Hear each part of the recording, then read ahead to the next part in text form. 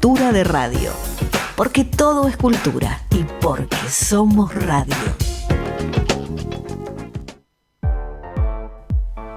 Buenas tardes, bienvenidos a este programa que hemos dado a intitular Sí, ¿qué le digo? ¿Qué le digo con esto? ¿Qué le digo con lo que hay? ¿Qué le digo con lo que existe? ¿Qué le digo hasta las 16 con Alejandra Piaggi? Y si te digo qué le digo es en sus dos acepciones. ¿Qué le digo desde el punto de vista de qué le digo a mí primero, a mi ser, a uno mismo? ¿Qué le digo? ¿Qué me pasa con lo que pasa? Y después, ¿qué le digo a un otro? ¿De qué manera? Porque también depende de la manera con el cual nos lo decimos a nosotros mismos, en lo cual lo ejecutamos en un otro. Entonces, ¿qué le digo? Intenta hacer ese magazine de interés general, con un sentido muy federal al respecto. De allí que vamos a tener siempre alguien en carácter internacional desde Nueva York, y después también tenemos alguien desde lo que es el interior más profundo en el día de hoy, de nuestro país. Sí, porque en nuestro país hay una profundidad, hay un interior de un exterior. Por eso es que nosotros nos abocamos a decirnos. ¿Y qué le digo? ¿Qué le digo en esto de qué pasa con lo que pasa? ¿Y qué conclusiones podemos sacar? Y si tenemos la tesis sin la antítesis, ¿cuál es nuestra síntesis? ¿En dónde habita nuestra síntesis? ¿Habita o ejercemos el discurso de otros u otras? ¿O somos marionetas de otro destino, que no es el nuestro? Por eso que el planteamiento es, ¿qué le digo a uno mismo? Para poder saber qué le digo a un otro. Y también, si uno se dice a sí mismo, ¿cómo nos lo decimos? La forma en la cual nos cuidamos a nosotros mismos.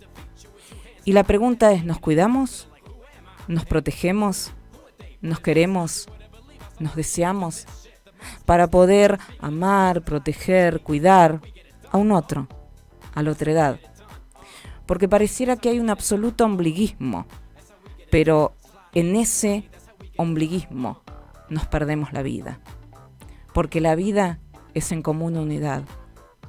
Porque uno puede convivir con la soledad y gustarle, pero no de manera permanente, no de manera sistemática, de a momentos. Y la común unidad es lo que termina floreciendo, porque somos en base a nuestras relaciones. Y nuestras relaciones implican un otro, implican, no afectan a un otro. Por eso es que hacemos este programa, que hemos dado en titular, obviamente, ¿qué le digo? El político presenta su verdad mientras desviste a las mentiras en ¿Qué le digo?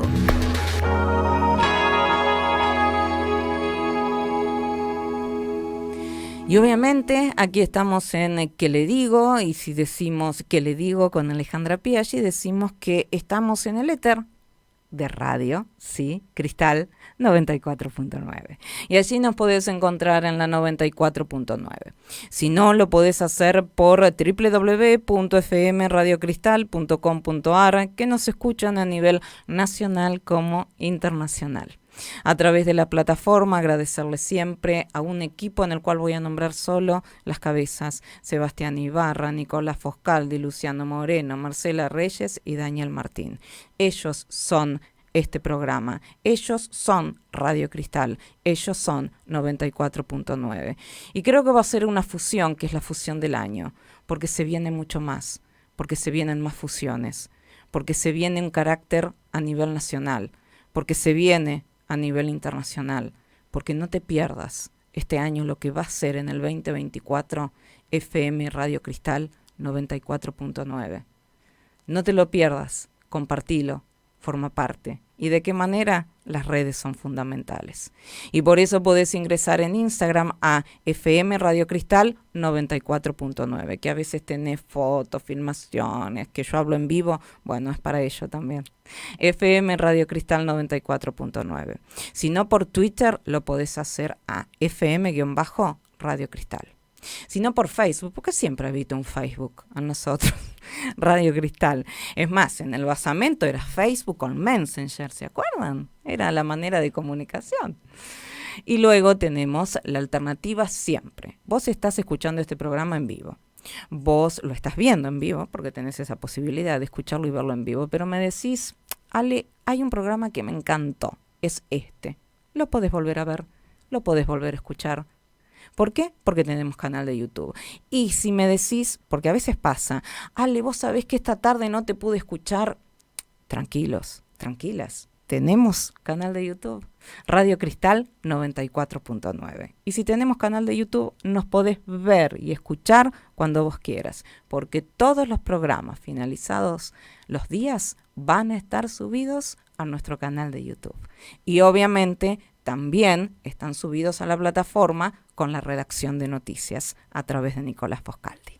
Con todo esto y mucho más, solo te digo buenas tardes, bienvenidos a ¿Qué le digo? ¿Qué le digo con esto? Con lo que hay, con lo que existe, que es con Alejandra Piaggi. Invitados de lujo engalanan con su presencia en ¿Qué le digo? Con Alejandra Piaggi.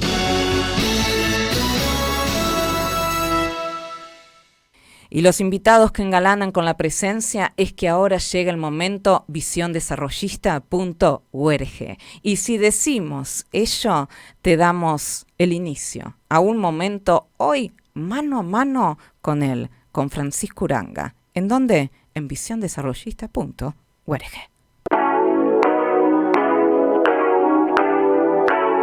Bienvenidos al momento visiondesarrollista.org. En ¿Qué le digo? Con Alejandra Piaggi.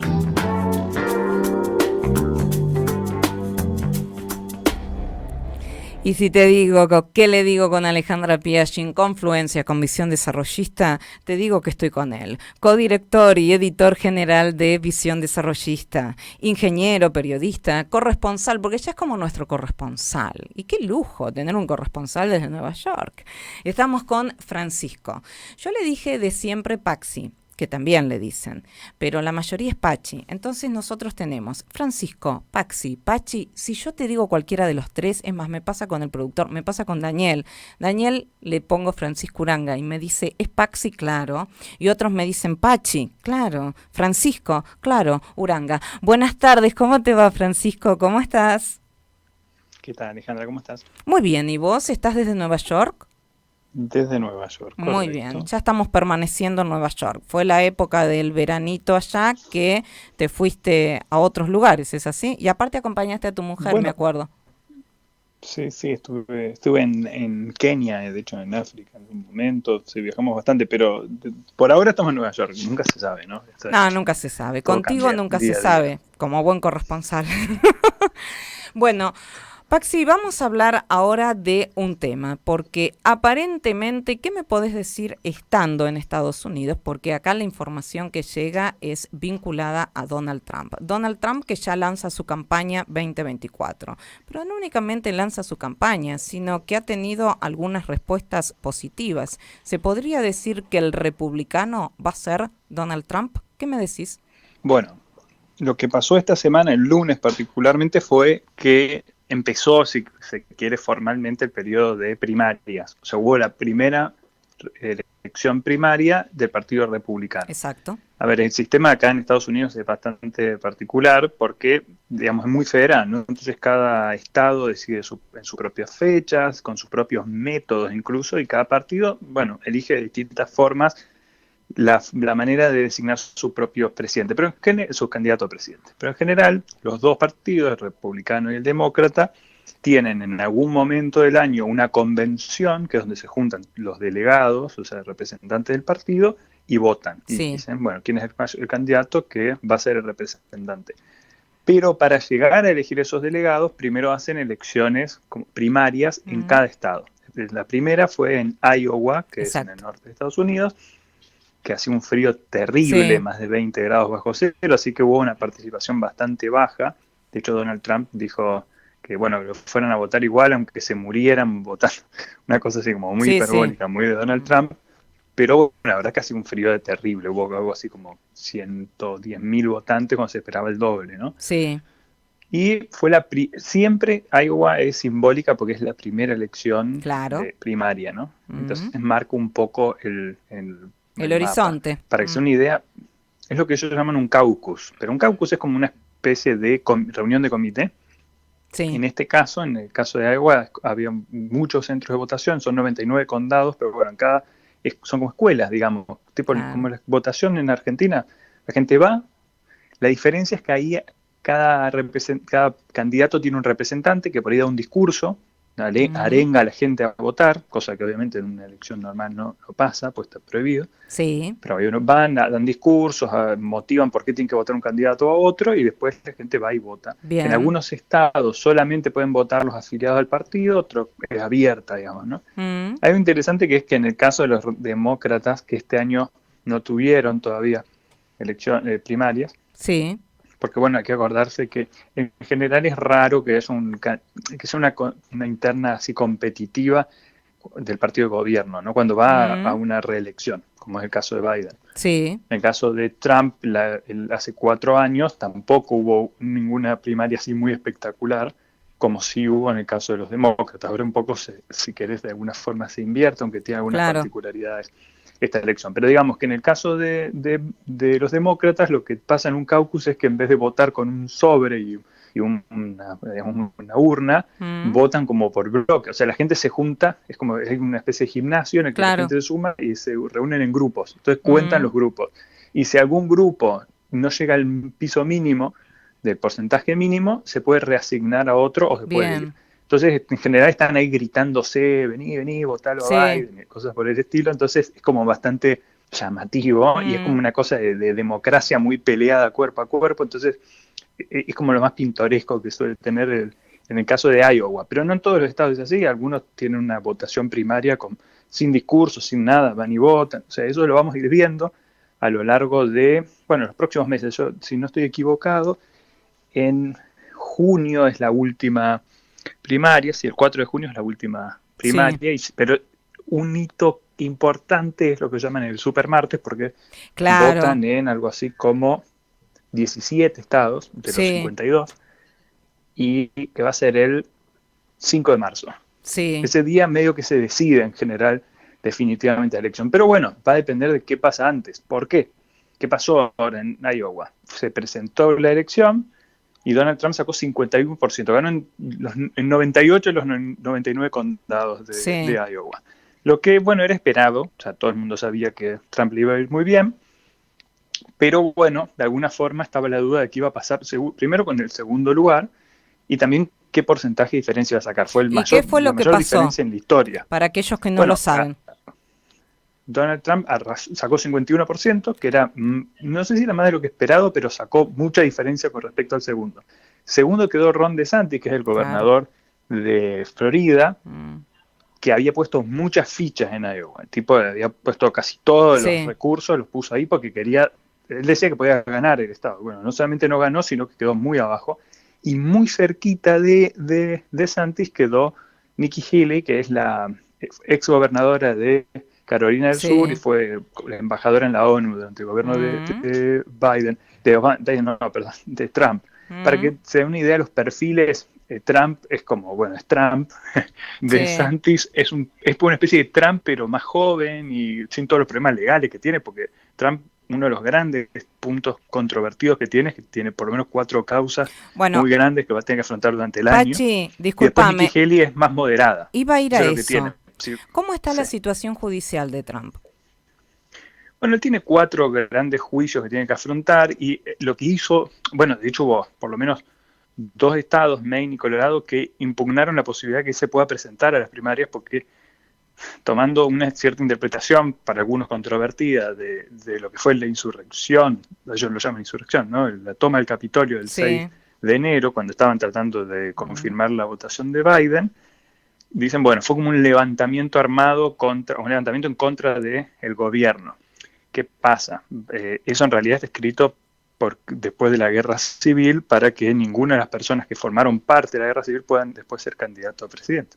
Entonces, es medio forzado tal vez la interpretación Y bueno, hay toda una controversia ilegal sobre si le pueden prohibir o no ser candidato o estar en la boleta, digamos, como lo plantean. El tema es que, bueno, a ver, Trump dice lo están tratando de censurar y Sí, lo que está planteando él como estrategia es la causa más grande que está tratando de hacer es decir, bueno, todas las acusaciones que me están haciendo en realidad son improcedentes porque yo era presidente. Entonces hay una doctrina que está claro. tratando de instalar que un presidente nunca puede ser condenado por las cosas que hizo siendo presidente, porque si no el riesgo es muy alto a que no pueda hacer nada, porque dice, si yo tengo miedo de que cualquier decisión que voy a tomar pueda de alguna forma implicar una causa penal, por ejemplo, Sí. yo no voy a tratar de tomar ninguna decisión. Entonces, como que de alguna forma este juicio podría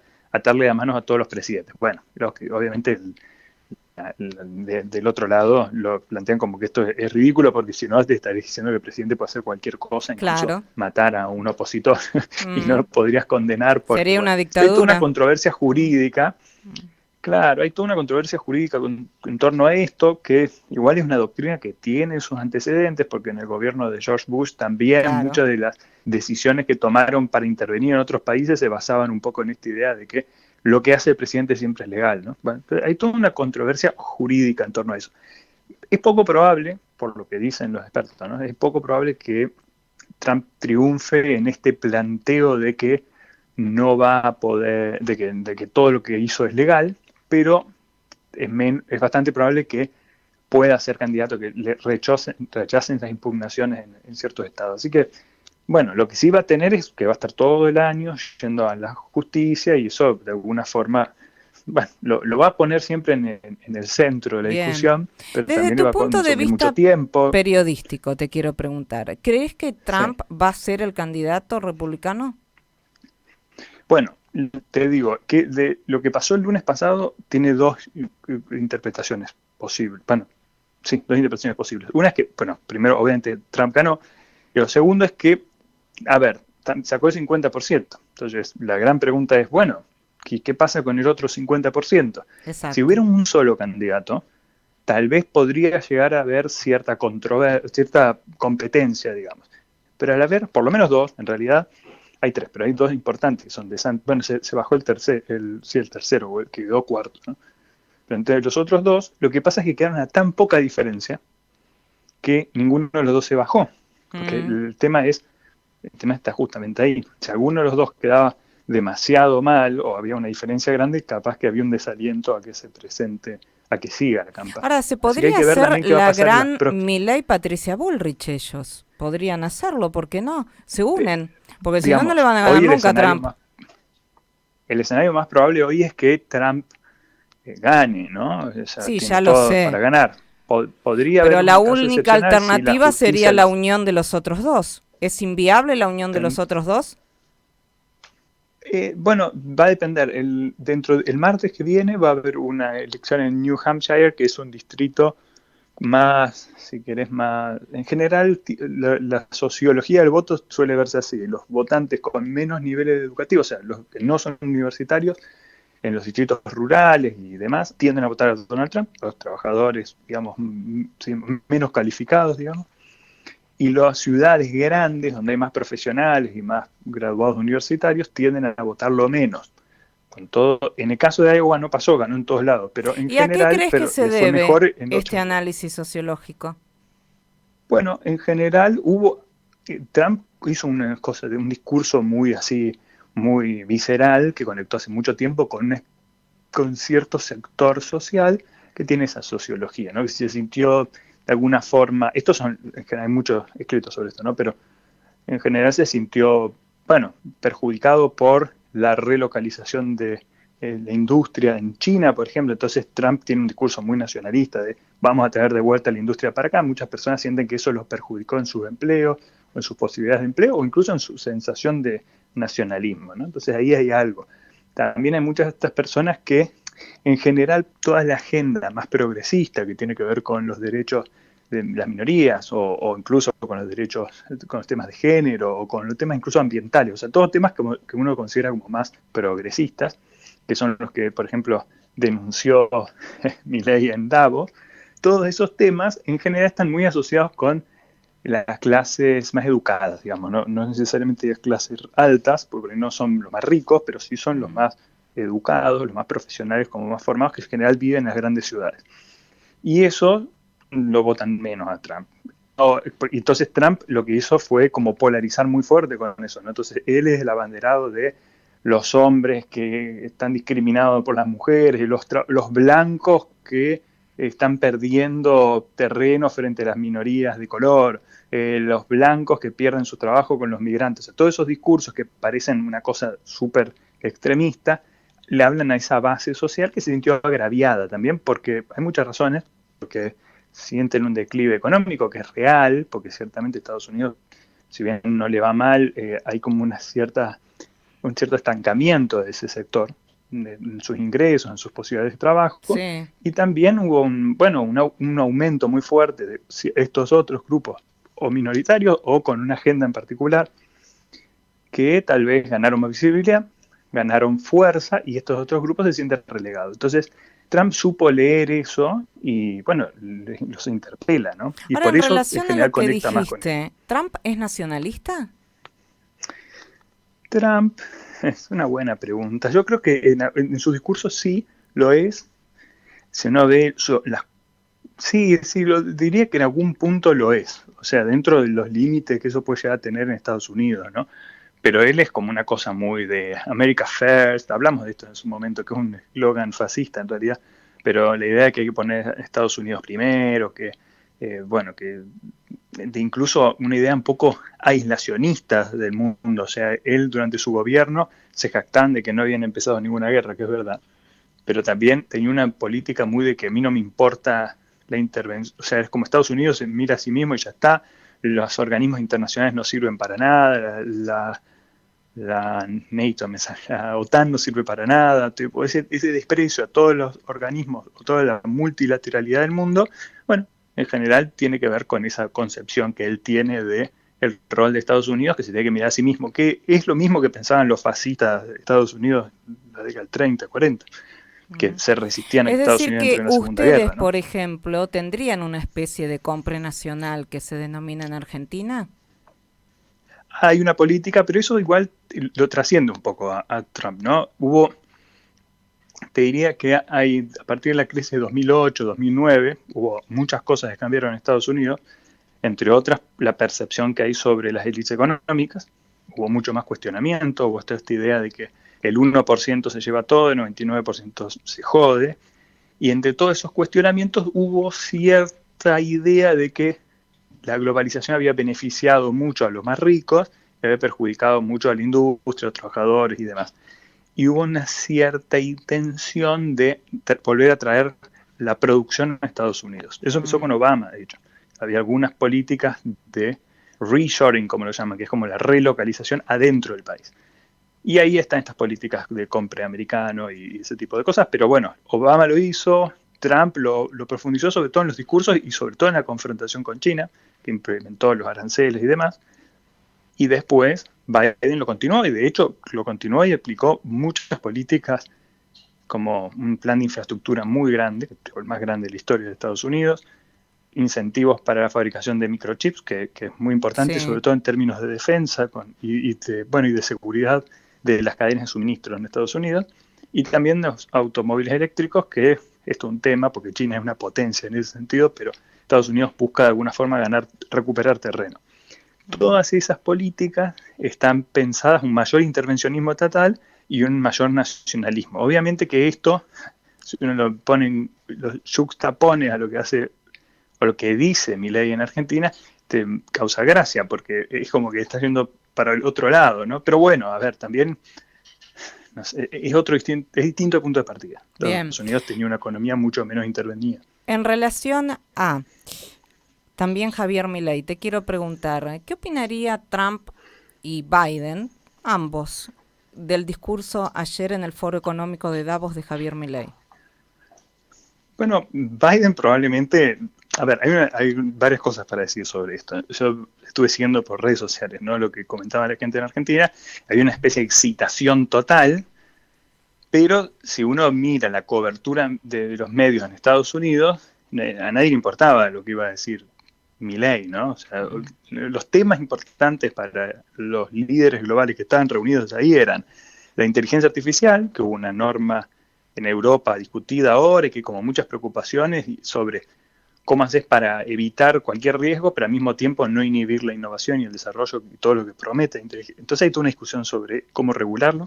La guerra, obviamente, en Gaza, que además ahora hay un montón de problemas vinculados con eso en el canal de Suez, en el Mar Rojo. Sí. La guerra en Ucrania y la situación en China, ahora que ganó un presidente, hubo elecciones en Taiwán y ganó un presidente como muy nacionalista. Entonces, hay un montón de preocupaciones mundiales que captan la atención, ¿no? Sí. Entonces, el candidato a Argentina en general no le importa mucho a nadie y además viene a plantear que la Agenda 2030 es un disparate del socialismo y ya de entrada cuestionar la Agenda 2030 es algo medio estrafalario. Además es una agenda que empezó hace como 10 años, ponele. ¿No? Bueno, un poco menos, pero hace un par de años, de menos de 10 años. Bueno, Javier Milei no habló nada de todos esos puntos. Javier Milei dio un discurso partidario del liberalismo. Él habló pensando en la tribuna en Argentina. Hay algo igual que justo antes que empezara la cumbre en Davos, un newsletter del New York Times que tal vez es una interpretación un poco snob, digamos, pero bueno, una de las cosas que mencionaba, es un reportero de New York Times que cubre temas de economía, decía que entre los CEOs que van a Davos, en general hay como un chiste de quiénes son los que nunca tuvieron que dar una exposición pública. Y el que dice que nunca, o el que tiene menos exposiciones públicas, gana, porque en general dice lo importante no pasa en público. O sea, los discursos públicos no le importan a nadie, lo que importa es lo que pasa en privado, ¿no? Digo, es un poco snob porque obviamente es como desmerecer a los que van y dan discursos, pero hay un poco de verdad en eso de que ¿para qué sirve dar un discurso público en Davos? Y para hacer un poco de tribunear, digamos, ¿no? O para decirlo políticamente correcto, el mensaje que vos querés transmitir. Bueno, evidentemente a Milei no le importaba nada absolutamente. ¿Y qué quiso transmitir Javier Davos Milei? Y dio un discurso para Argentina. ¿Cómo? ¿Qué quiso transmitir Javier Milei? Javier Milei fue a transmitir que ahora él quiso transmitir que las ideas que él tiene, que son una cosa como muy radicalizada, en el mundo las puede presentar al mundo y que hay como referentes mundiales que coinciden con él. De hecho, Elon Musk salió a compartir varias de sus intervenciones en las redes sociales, en su red social, porque es el dueño de ex Twitter. Pero, bueno, a ver, es cierto que muchos de los planteos que hace Milei tienen sus resonancias en Estados Unidos y de hecho hay muchos de estos cuestionamientos como muy así reaccionarios que tienen voceros importantes, entre ellos Elon Musk, que mucha gente lo ve ya como con cierto temor por la inestabilidad de sus posiciones políticas e incluso que a veces tiene intervenciones medio estrafalarias, digamos, ¿no? Parecidas a las Tengo una pregunta. de Milei. A vos, porque acá en los portales hubo dos cuestiones. Unos que tiene que ver con el grupo TN, La Nación, otro que tiene que ver con C5N, que siempre pasa lo mismo. Pero en La Nación aconteció que también hubo sorpresa o espanto. Como que en torno a esto rondó, que para que diga espanto La Nación en un editorial es muy fuerte. Te quiero preguntar, ¿a vos qué te generó? ¿Sorpresa o espanto? Las dos, probablemente. A ver, sorpresa relativamente porque qué políticamente es lo mismo que correcto siempre. que sos. No, digo, siempre dice lo mismo, o sea que en realidad no fue original, no es que digo que es sorprendente. Me parece que él tenía una oportunidad de mostrar qué rol podía cumplir Argentina en el mundo y, bueno, un poco vender, no sé si vender la posibilidad de hacer inversiones, pero explicar qué es lo que está haciendo y cómo se imagina. En vez de eso, dio un discurso totalmente estrambótico que habló incluso del PBI en el año cero, dijo un montón de cosas muy bizarras que, ojo, si uno las toma en serio son una locura, pero si lo pensás en términos comunicacionales y redes sociales, que es lo que está pensando evidentemente él, por ahí tiene sentido, porque después se la pasan diciendo, al final fue y domó a no sé quién y le dijo a los líderes del mundo cómo son las cosas. Obviamente Ahora, que discúlpame, vos no podés, independientemente de todo, mira, de todo lo que dijo, vos no podés finalizar con aguante la libertad, carajo. Porque vos estás representando un país. Y un país no es solo liberal. Un país tiene muchas cuestiones. Y esto de que hablar que los socialistas, los comunistas y la derecha son más de lo mismo, son exactamente lo mismo, realmente es un poco fuerte al respecto. Él dijo que los fascistas y los demócratas cristianos eran lo mismo. O sea, todo lo que dijo fue, o sea, no resiste ningún análisis, fue una cosa como súper bizarra, básicamente. Creo que bizarro, hago algunos asistentes que dijo eso, que era bizarro, en el sentido, digamos, de extravagante. Pero, bueno, es interesante lo que decís de... La Nación decía algo, esa nota que era como que generó cierta expectativa. Muchos fueron a escucharlo, cuando empezó a hablar se empezaron a mirar con cara de ¿qué está pasando acá? Probablemente, si para algo sirvió, es para que mucha gente que no lo había seguido de cerca, Milei, se diera cuenta de que es un personaje medio pintoresco, y el problema más grande es que deja a Argentina en esa posición, ¿no? Que decís, bueno, Argentina es este país que tiene un personaje estrafalario de presidente. Ya está, tipo, no me importa. Bueno, es comprensible, a ver, es comprensible desde el punto de vista de cuando subís, con todo el respeto del mundo, pero cuando subís un escenario a besar a lo guarro a tu mujer, ¿por qué? Porque es una investidura presidencial. Solo por eso lo estoy diciendo, ¿no? Es una investidura presidencial que representa a un país. Yo no digo que no colabores con tu mujer, yo no digo que no la aplaudas. Si querés, anda a ver el espectáculo y quédate aplaudiendo a tu mujer. Pero lo guarro, lo pintoresco, lo bizarro, dura un tiempo. Porque eso es para que te busquen, para las redes sociales, para algún que otro joven o no tan joven que aplaude una situación así, pero verdaderamente hay un punto en el cual hay un respeto no únicamente del otro, un respeto del mismo a la investidura política, un respeto en el cual me parece que hay que diferenciar el panelista del presidente. Hay momentos en los cuales yo no sé si habla el presidente o habla el panelista que fue. Y también cuando te dice porque la casta, como diciendo el otro, ¿no?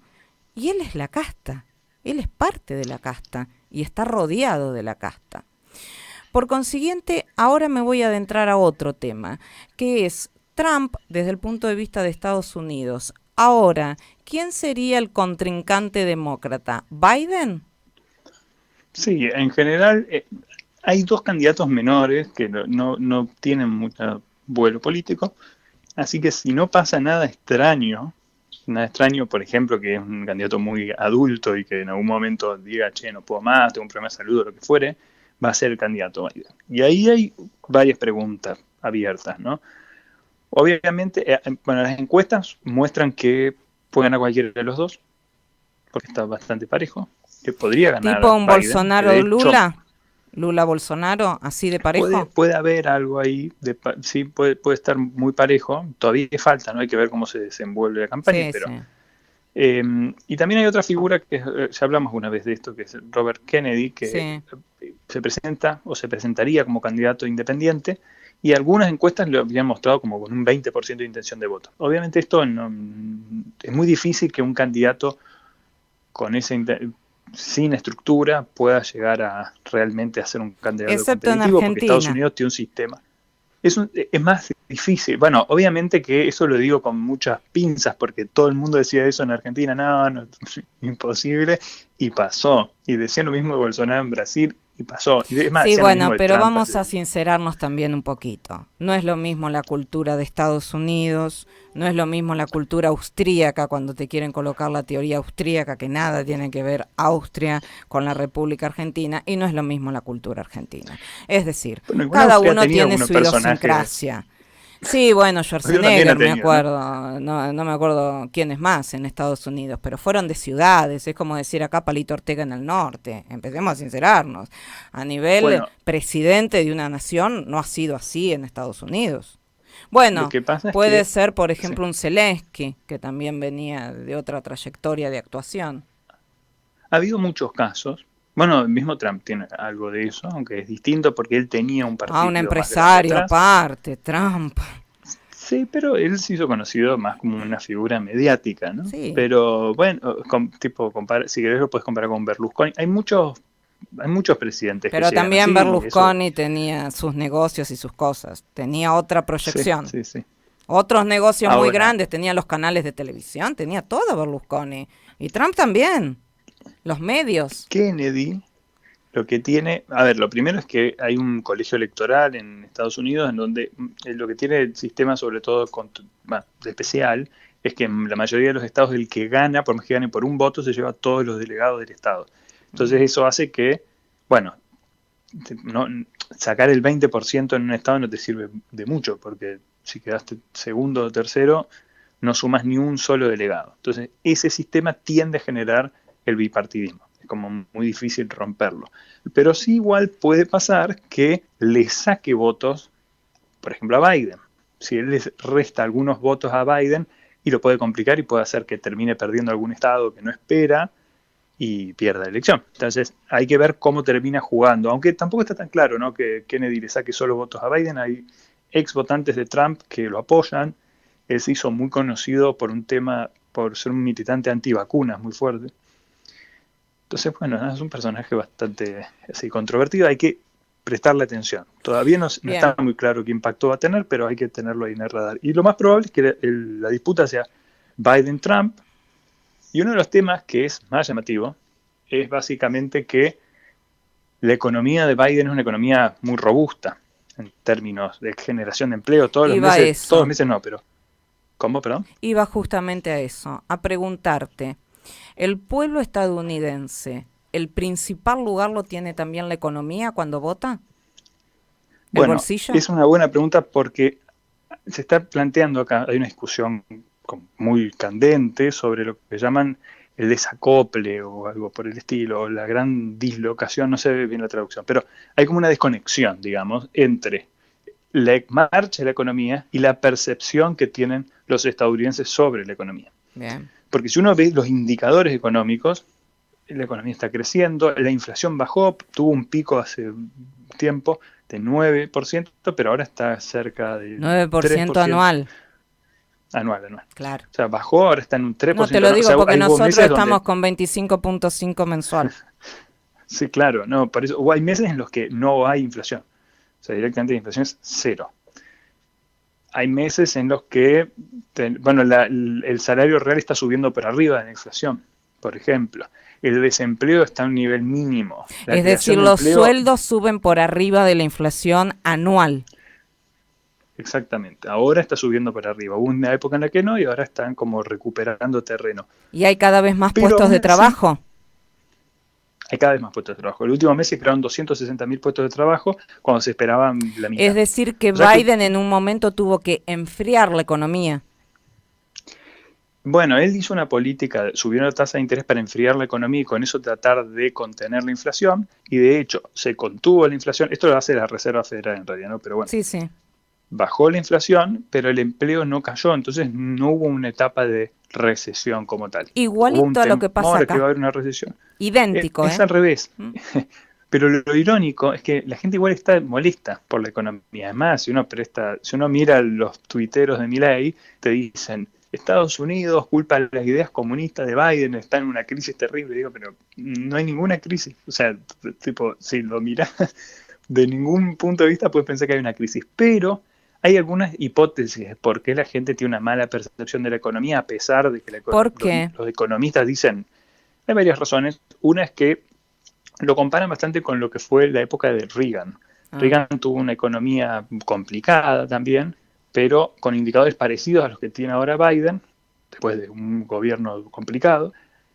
Él decía, América está de nuevo acá, ¿no? Hay como que vuelve a salir el sol en América. Y la pregunta es por qué él ganó y tenía tanto apoyo y Biden todo lo contrario. Bueno, lo que plantean algunos como una hipótesis es que en la época, Reagan venía de una época de alta inflación y altas tasas de interés y al final de su mandato logró bajar la inflación y bajar la tasa de interés. Biden, en cambio, viene un larguísimo periodo de casi ninguna inflación y bajas tasas de interés.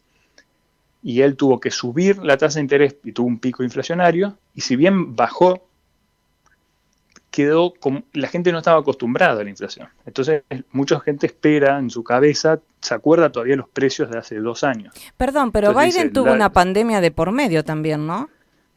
claro, sí, y hay mucha discusión sobre si estuvo bien manejado o no la economía, pero más allá de la discusión sobre la pandemia, lo que es interesante es que para No, lo algunos digo está por esta la memoria inflación. yo me acuerdo, ¿cómo? Lo digo por la inflación, no por la pandemia. Porque Sí, en hubo todos los inflación aparte en países todo el del país. mundo hubo una inflación. En el caso de Biden sube a un 9% la inflación interanual, pero hay que tener en cuenta la pandemia, eso es lo que te quise decir nada más, en donde el No, claro, mundo estuvo golpeado por esta situación. Hoy en día no tienen inflación, hoy en día los sueldos superan a la inflación, hoy en día hay cada vez más generación de puestos de trabajo y hoy en día hay un consumo altísimo. Y está en claro, una lo que pasa es situación que complicada económica Biden. hay algunas cosas, por ejemplo, para que te des una idea, hay algunos factores que influyen, pero es una cuestión de percepción en gran medida, ¿no? Lo que pasa es que si uno dice esto, te van a decir, pero ¿cómo me decir que es una cuestión de percepción? Yo estoy acá sufriendo y Bueno, esto, quédate ¿qué pasa? tranquilo que yo te explico. Acá es una situación de percepción la inflación también durante muchísimos años, ¿eh? Era percepción la inflación, no era un Bueno, hecho, era por una eso, el percepción. argumento parece como cuando Aníbal Fernández decía que la inseguridad era una sensación. Bueno, es como que mucha gente reacciona mal si uno plantea algo así. Pero lo cierto es que hay algunas variables que sí se puede entender por qué afecta tanto. Por ejemplo, el combustible aumentó bastante, la vivienda aumentó, el comprar una propiedad o alquilar es como un 40% más caro casi 2 años, entonces 40% eso más fue un caro, aumento importante, fue un claro. aumento muy importante, también subió, ¿El por el la combustible suba de en la tasa de cuánto interés está en afecta a eso. Estados Unidos? Vos sabés que no sé el número exactamente, pues yo no ando en auto, entonces no te puedo decir, porque además subió y bajó, ¿no? Mm, Está muy atado como al me lo estás valor googleando. internacional. Decime el precio del Lo combustible estaba en por googlear. Estados Unidos. Mira, Me ya te digo, encantaría. precio, Precio del nivel de combustible. Estados Unidos. Mm. Mira, te puedo decir, estamos a 3.60 y... Bueno, depende, ¿no? De 3.24 a casi $4. Bien, El galón, ¿no? Bueno, hay que bien, hacer el cálculo. bien. Pero Ahora te hago una pregunta, un promedio también, ¿no? ¿Cuánto está el sueldo en Estados Unidos? Un promedio nada más. depende de las posiciones, pero digamos, en general lo miden en términos de horario, pero bueno, digamos que una persona puede empezar cobrando $3.000 capaz en un Tres trabajo mil dólares. Bien. normal, No, no, ¿sabes? o mucho más, hay gente que tiene sueldos mucho No, más pero altos, pero un tres mil básico dólares 3.000. Entonces vos tenés hay sueldos menores. 3.4 el galón y tenés 3.000 dólares. Nosotros tenemos casi $1 el combustible y tenemos sueldos, pero que son terribles. Entonces, vos tenés gente que te dice, hay que poner los precios a precio de mercado, hay que poner los precios a precios internacionales. Sí, pero corazón, mi pregunta es, vos colocás los precios a precios internacionales, pero tu sueldo no es a precio internacional, porque tu sueldo tenés $1 el combustible, pero no ganás $1.000, ni a palo, pero no sé quién lo puede ganar hoy en día en la Argentina, la casta. La Bueno, no, casta. obviamente hay personas que van a cobrar en esos dólares y después pagan sueldos en pesos argentinos y para esa gente es buen negocio. Pero Pero en el pueblo no. La clase media, media baja, baja, olvídate. Siempre son los demás de arriba. Pero ¿me comprendés cuál es la diferencia? Porque sí, nosotros claro. decimos, vamos a tener precios internacionales para competir con el mundo. ¿Y los sueldos de cuándo te vas a acordar?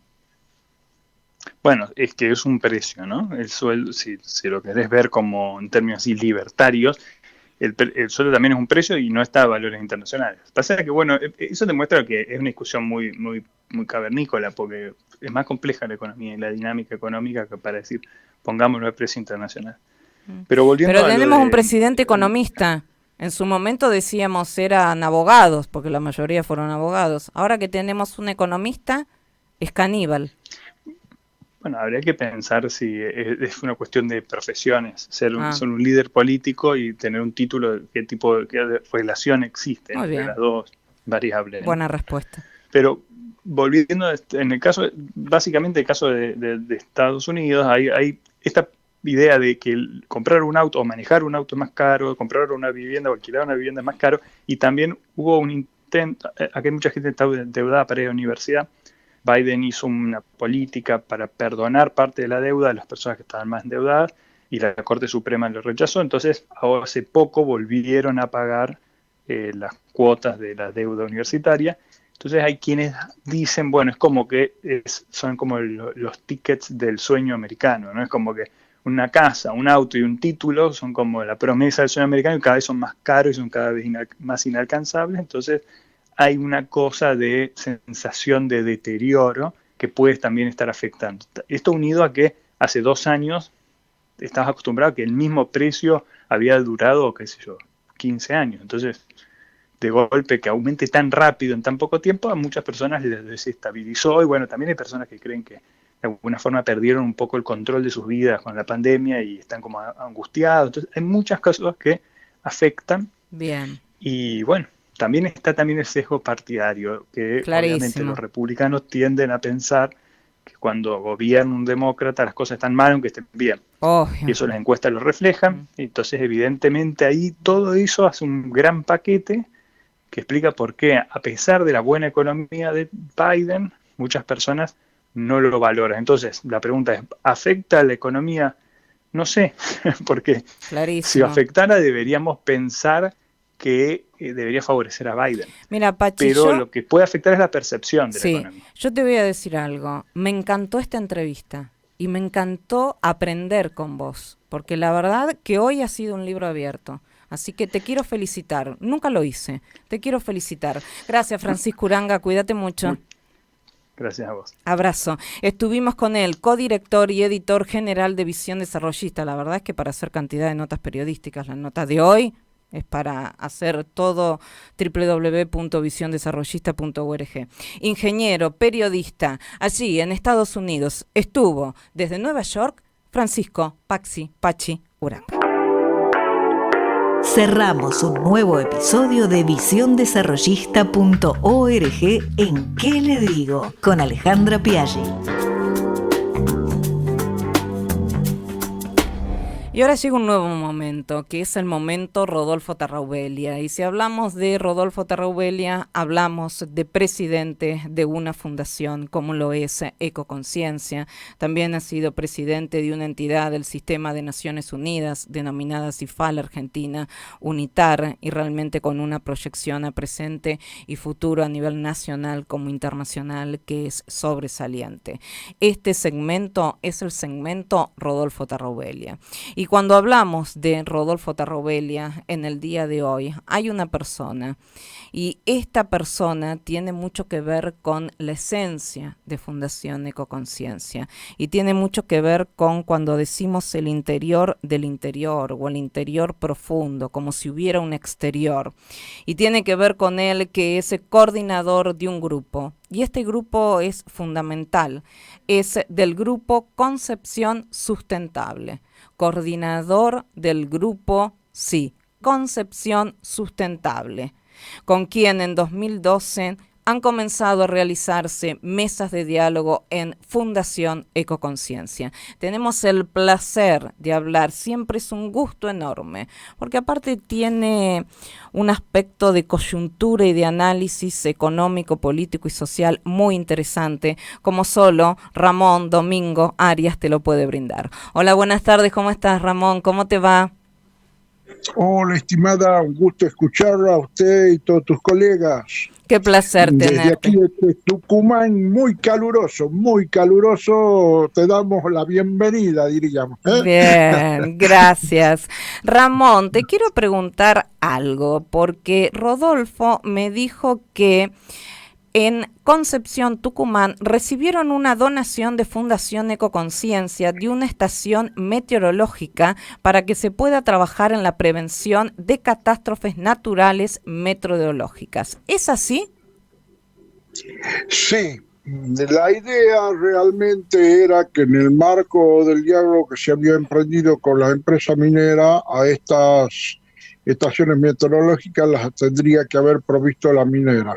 Como toda la situación económica en el país, como todo sin un rumbo fijo, bueno, se complicó esto a nivel de las mineras y bueno, se hizo necesaria que por lo menos tuviéramos una nueva, y tenemos otra ya que ya tiene hace varios años ya de uso y que la monitoreamos nosotros.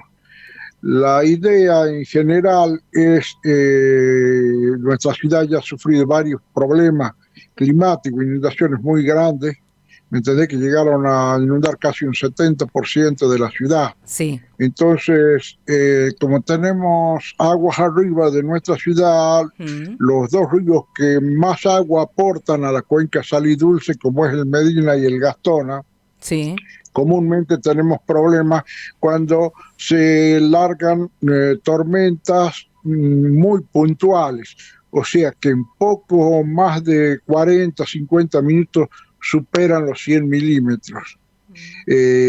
Función de eso es que a lo largo de los años íbamos haciendo controles, distintas mediciones que hicimos, y justamente participó la gente minera por el tema de que por ahí pasa el ducto minero.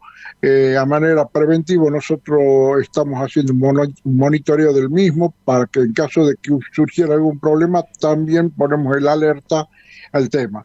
El ducto en este momento no está funcionando, pero está ahí, ¿me entendés? Entonces, la idea era que de manera conjunta trabajáramos. Sí. Bueno, no se dio, así que la Fundación Ecoconciencia, haciéndose eco de nuestra preocupación, aportó con una estación meteorológica, lo que nos permite en tiempo real tener un control sobre lluvia, caída, vientos, rayos ultravioleta. Ramón, nunca mejor dicho, ecoconciencia. Se supo hacer eco de la conciencia de lo que estaban viviendo ustedes. Así es. Y bueno, estamos en este momento, esta estación todavía no está decidido bien el punto donde ponerla, porque es un aparato de lujo, con muchos datos.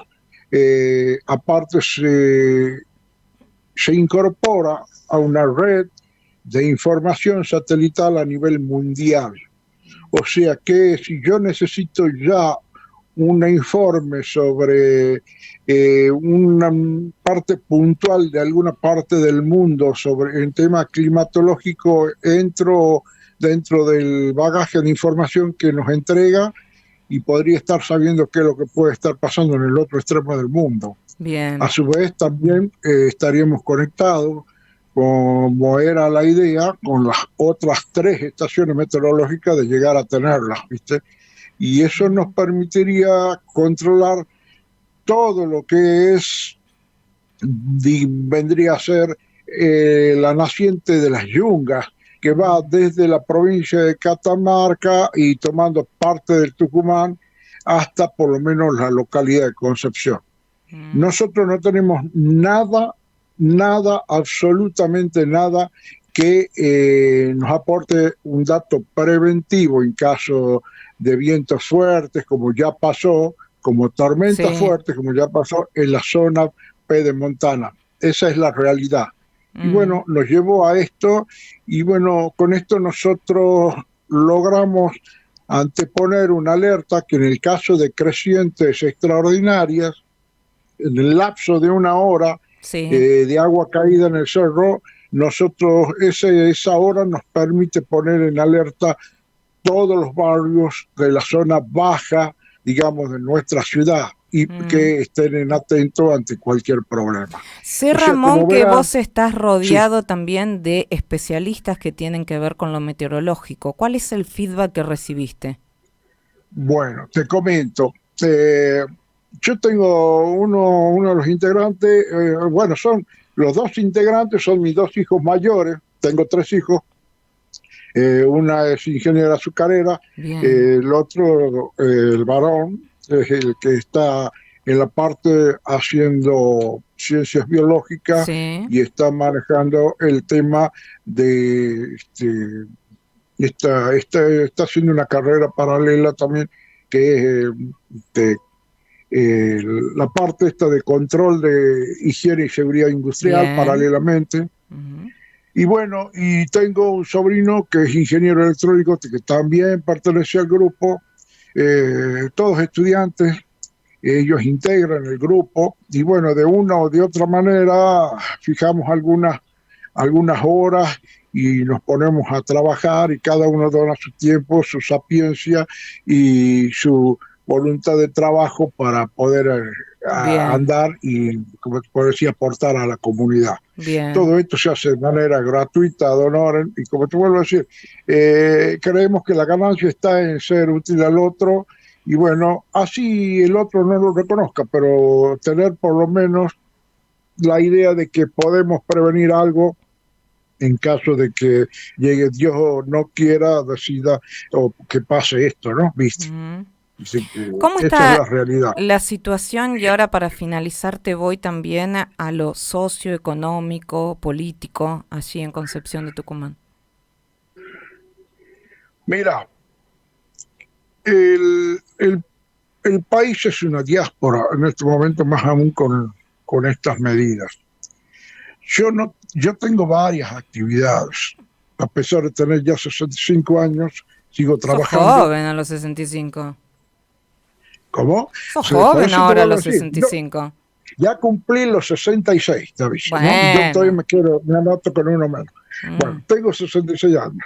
He presentado los papeles para jubilación, todavía no me sale. Tampoco me voy a hacer problema, esa es la realidad, porque gracias a Dios todavía Dios me da fuerza para poder seguir andando y trabajando. ¿Entendés? Eh, Tengo una multiplicidad de actividades, entre las cuales me voy a focalizar en una, que es la actividad azucarera en Tucumán. Bien, Yo tengo una pequeña, soy pequeño productor agrícola, bien. no soy el gran empresario, ¿viste? Eh, Lamentablemente te vuelvo a decir que esta situación nos está obligando a ver qué medidas tomar en tanto y en cuanto el rumbo no está claro. Para que vos tengas una idea, nosotros, los productores azucareros, cobramos en nuestra moneda es el azúcar, ¿viste? Ahora, la moneda del azúcar, ¿no? Está todo el mundo piensa que el cañero, el productor está lleno de dinero. Claro. No, no, es todo lo contrario. Nosotros en este momento, para que vos tengas una idea, el valor de la bolsa de 50 kilos de azúcar está a 32.000 pesos. Con eso, a ese valor, no sabemos cómo vamos a levantar la zafra del año que viene, que va a ser una zafra grandiosa porque el clima nos está ayudando. ¿Entendés? Pero lamentablemente a ese monto que está recibiendo el cañero no lo puede, no sabemos cómo vamos a hacer frente Ramón, a la cosecha. ¿y a ustedes les llegó el impuesto del 15% en azúcar? Porque algunos sí, otros no. Es que depende de, ¿cómo te puedo decir? La categoría que vos tengas, de productor, fraccionador, todas esas cosas. Bien. Si yo me llevo al precio que ustedes lo están recibiendo, lo están pagando en góndola, que me hablan de 1.600, 1.700 pesos el kilo de azúcar, no sé si será así, ¿me entendés? Sí. Pero yo creo que si vos te haces las cuentas, los 50 kilos, dividido en los 300, y te vas a decir que alguien se está quedando con la frutilla del postre. Así ¿me es. entendés? Y que no es el común de la gente. Bien. Creo que eso es una parte somos culpables quizás nosotros también, y en parte, en gran medida, el gobierno que no sabe implementar, o los gobiernos provinciales, ¿me entendés? De que este esfuerzo, no te digo que se pierda plata el cañero, pero sí de que eso se transfiera a la comunidad a fin de tener paz social. Eso no se está dando, está pasando con la hierba. Nosotros tenemos mucha comunicación con la gente del oeste, con el tema de los aceites, aceitunas, todas esas cosas. ¿Me entendés? Que la incertidumbre es generalizada. En el parque, con respecto a gente litoral, a la cual por acá despachamos mucha azúcar, a veces el litoral, y se cobra en especies, o se cobra en yerba mate, se cobra, Bien. y acá se lo revende.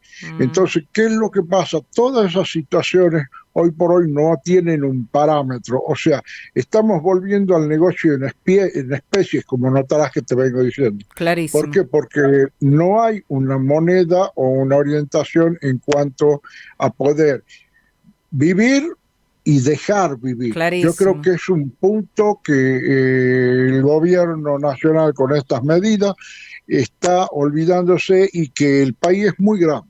Bien. No empieza y termina dentro de las 4 avenidas. Excelente. Ramón, como siempre, un lujazo y un placer enorme. Cuídate mucho, maestro. Gracias. Un abrazo y bueno, esperemos que esto se componga, y te vuelvo a decir, esperemos que todos pongamos los pies sobre la tierra y empecemos a marchar en conjunto. Gracias. Así como vamos, no hay norte a seguir, estimada, ¿me entiendes? Gracias. Y va a ser un muy buen año a nivel de agricultura en general para el país, en general en todas las producciones. Gracias, o Ramón. sea que va a ser una lástima que por una cuestión política no se lo aproveche.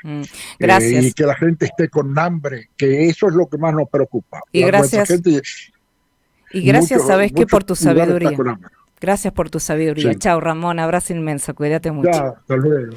Y estuvimos con él, coordinador del grupo Concepción Sustentable, con quien en 2012 se ha comenzado a hacer las mesas de diálogo. Aquí en el momento Rodolfo Tarrubelia, en el momento Fundación Eco Conciencia.